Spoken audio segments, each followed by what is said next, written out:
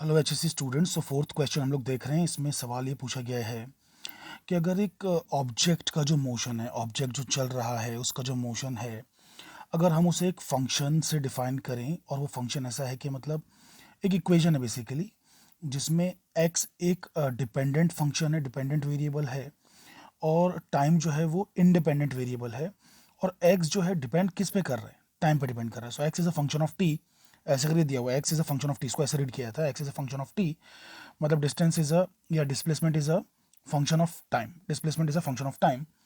तो basically instantaneous velocity और acceleration का फॉर्मूला इस फंक्शन की मदद से या इस इक्वेशन की मदद से कैसे लिखा जा सकता है, that is the question. Question ये है कि अगर एक बंदा चल रहा है और उसका डिस्प्लेसमेंट टाइम पे डिपेंड कर रहा है, जैसे जैसे टाइम बदलता है उसके डिस्प्लेसमेंट की वैल्यू बदलती है, तो बेसिकली इंस्टेंटेनियस वेलोसिटी और एक्सेलरेशन को कैसे लिखा जाएगा, ये सवाल है।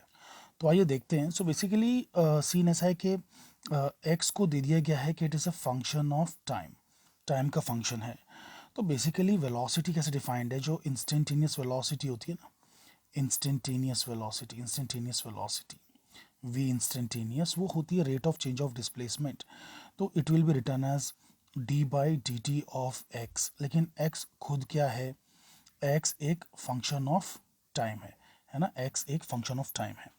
तो बेसिकली जब भी किसी भी फंक्शन को, कोई भी फंक्शन हो, उसे हम अगर टाइम के रिस्पेक्ट में डिफरेंशिएट करते हैं, उसका डेरिवेटिव निकालते हैं, तो उस डेरिवेटिव को ऐसे लिखा जाता है F dash of T.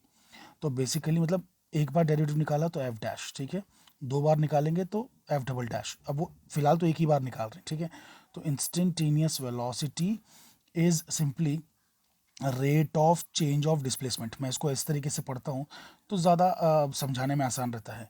Rate of change of displacement, ठीक है। तो बेसिकली इंस्टेंटेनियस वेलोसिटी यही होती है, rate of change of displacement.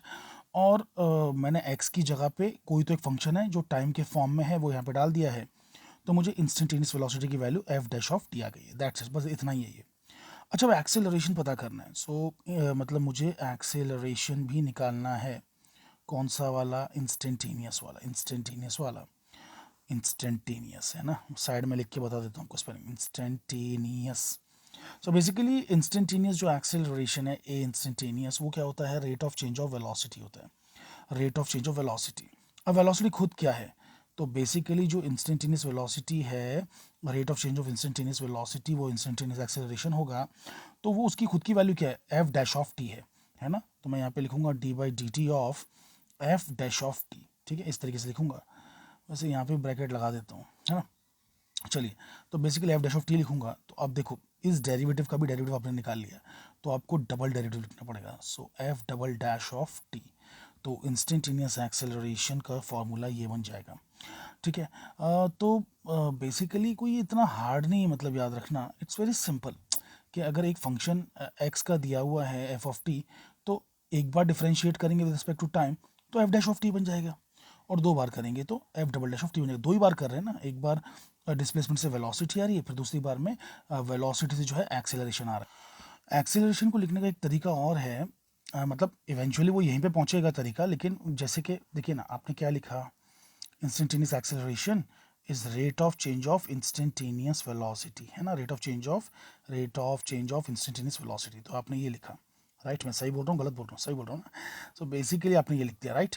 अब इंस्टेंटेनियस वेलोसिटी जो है, बेसिकली उसकी जगह पे मैं चाहता तो क्या कर सकता था कि मैं rate of change of displacement डाल देता, है ना।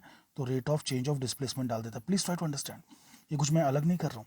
देखिए, एक्सेलरेशन क्या है, D V by D T, लेकिन वी खुद क्या है, इंस्टेंटेनियस वी खुद क्या है, देखिए, तो D x by D T है। तो मैंने v की जगह पे है ना, v की जगह पे मैंने क्या कर दिया, D x by D T डाल दिया। तो उसको लिखने का एक तरीका होता है D two x by D T square. इसको पढ़ते ऐसे ही है, जो मैं बोल रहा हूँ वैसे ही पढ़ते हैं इसको। So d two x by D T square, गलती से भी इसको d x square by D T square मत कर देना, इसका मीनिंग अलग होता है, इसका मीनिंग बहुत अलग होता है, ठीक है। तो सेकेंड डेरिवेटिव ऑफ एक्स है ये।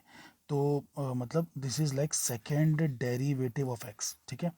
तो ये बात याद रखना। तो कहने का मतलब मेरा ये है कि आप ना सिर्फ चीज़ों को ऐसे लिख सकते हैं वेलोसिटी के टर्म्स में, मतलब इंस्टेंटेनियस एक्सेलरेशन को ना सिर्फ वेलोसिटी के टर्म्स में लिख सकते हैं, बल्कि displacement, second derivative of displacement के टर्म्स में लिख सकते हैं। और इवेंचुअली बात वही हो गई कि ये जब है ऐसा 2 बार लिखा हुआ है ना d2/dt², तो यानी कि एफ डबल डैश ही हो गया, है ना, एफ डबल डैश ही हो गया।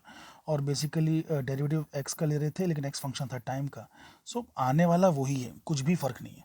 चलिए खैर, तो आई होप कि आपको ये बात जो है बेसिकली समझ में आई होगी। तो कुछ इतना हार्ड नहीं है। देखिए एक्स क्या है, एफ ऑफ टी, जब हम वेलोसिटी लेंगे तो इस बंदे का डेरिवेटिव है, यानी कि इस बंदे का डेरिवेटिव है, सो आ जाएगा एफ डैश ऑफ टी। और इंस्टेंटेनियस एक्सेलरेशन लेंगे तो फिर वो इस बंदे का डेरिवेटिव है, so f double dash of t, that's it.